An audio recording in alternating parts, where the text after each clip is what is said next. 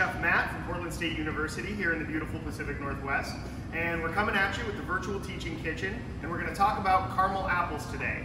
It's our month's superfood, although caramel apples is definitely a decadent way to consume them. They're a great treat to put on your table, whether you've candied them or you're eating them fresh and raw, maybe some peanut butter on the side, whatever your choice is, apples are a great one for you. So today, simple recipe. We've got some caramel. This is caramel that's really meant for this kind of application, whether it's doing caramel apples or making caramel-filled chocolates. We just pre-buy this. We've got a bulk version, but during Halloween especially, you can find this in most of your grocery stores. Also going to be available online year-round. We have our apple sticks. Again, going to be available during Halloween season in grocery stores, but online year-round. Also, a really great hack, use a wooden chopstick. You just cut it a little shorter, cheap way to get yourself to the same result. And then of course, apples. Wouldn't be a caramel apple without apples. We have two kinds today. We've got a Fuji apple and we have a Granny Smith apple. I'm a fan of the Granny Smith, a little tartar, got a nice sour kick to it to contradict the caramel. The Fuji is actually a hybrid of Red Delicious apples and a little sweeter. So if you like sweet on sweet, that's your direction.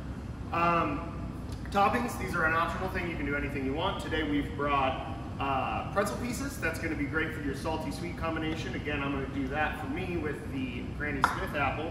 We've got some Oreo pieces. We've got some shaved coconut. You can really go nuts, whatever's in your pantry. Literally go nuts by using things like almonds, walnuts, candy pecans. You can do M&Ms, pieces of candy bar. Really, sky's the limit. Whatever you want to put on the outside of a caramel apple, your choice, your preference. So first step is we're going to get a double boiler going. I prefer this method to heating the caramel up directly on a pan on the stove, because when you've got direct metal to heat contact, you can get really, really hot, and then you do something called scorching, which is burning the sugars. If we've ever scorched something like a tomato sauce or really anything in a pan, the first thing that really starts to go is the sugar in food. There's sugar in a lot of things naturally in vegetables and fruits. This obviously is almost entirely sugar, so it's really easy to scorch. So the way that we prevent that is we create a double boiler. Now that's just a pan full of water, and then we put another pan on top of that. We want to be sure that the pan on top doesn't sink into the water in the pan on the bottom, because then as we start to boil, we'll get water spurting over the edge, and that can be dangerous. So if we just keep that water level low and keep it steaming, then we'll heat that. I have a bowl in here, but some pans are made for being double boilers. We keep that bowl steamed with heat, and then there's no direct contact with flame or an electric burner, so we're not going to scorch the caramel. That puts us in a position where we get this nice, even, liquidy texture. So now that we've got our caramel hot, which does take a little while in a double boiler, so prepare ahead for that. You're probably going to be waiting 20-30 minutes for the right amount of caramel to really melt. Now, the unfortunate thing about apples from our grocery stores is they've been waxed to make them prettier. We don't want wax on our apple when we make the caramel apple, so we're going to get in there with just some warm tap water, just the hottest your tap water can get. Okay, once we've warmed up the wax, it's paraffin wax, which we don't really love to eat, so it does no benefits to us once we've got it home from the grocery store to leave it on there. So we're going to take that off. I'm going to do 4 apples here today so you can see all the different toppings. So I'm going to do 2 Granny Smiths and 2 Fujis. Apples, by the way, over 2,500 varieties of them grown worldwide. US is one of the top producers, and here in the beautiful Pacific Northwest, we are #1 in the US for them. Apples are actually part of the rose family, which is interesting, or related to rose plants. They're chock full of antioxidants. They have no sodium, no cholesterol, and no fat. Very high in fiber though, so they're very filling, which keep us from making bad food choices, which is one of the reasons they're a superfood. Some studies have suggested that they help fight obesity, heart disease, diabetes, do all sorts of great things. Even some cancer preventing benefits have been shown in studies. So, pretty awesome stuff, hence the superfood. Now again, eating an apple straight is probably going to be the best way to get those benefits, but today we're going to make it a little more decadent, because you got to treat yourself every once in a while, make life worth living, right? So, when we put our stick into our apple, we don't want to go all the way in. We also want to make sure we're selecting apples that will stand up straight. If you get one that's real wonky, kind of makes it hard to get that pretty presentation we're all used to.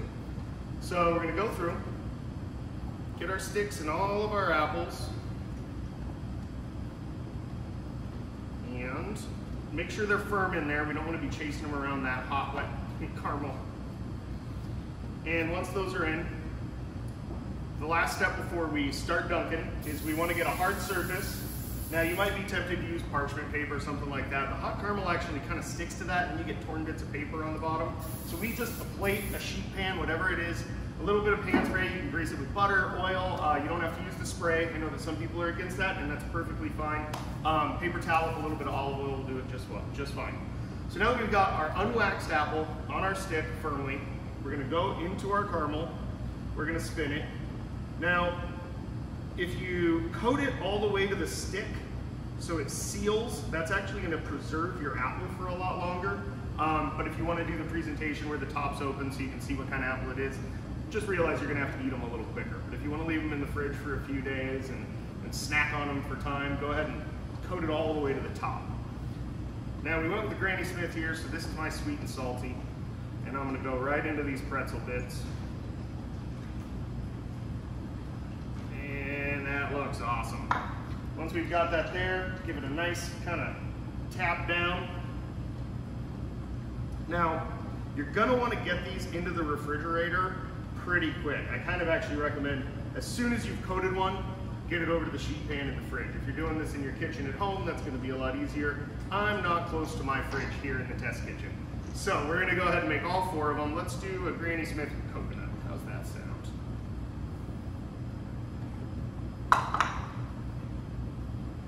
Then we'll do a couple of plain Fuji, and we'll do a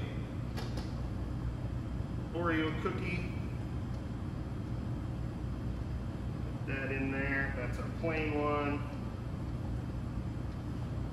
Our Oreo cookie one. And it's just this simple. And you have this wonderful seasonal treat utilizing our superfood with all of its health benefits.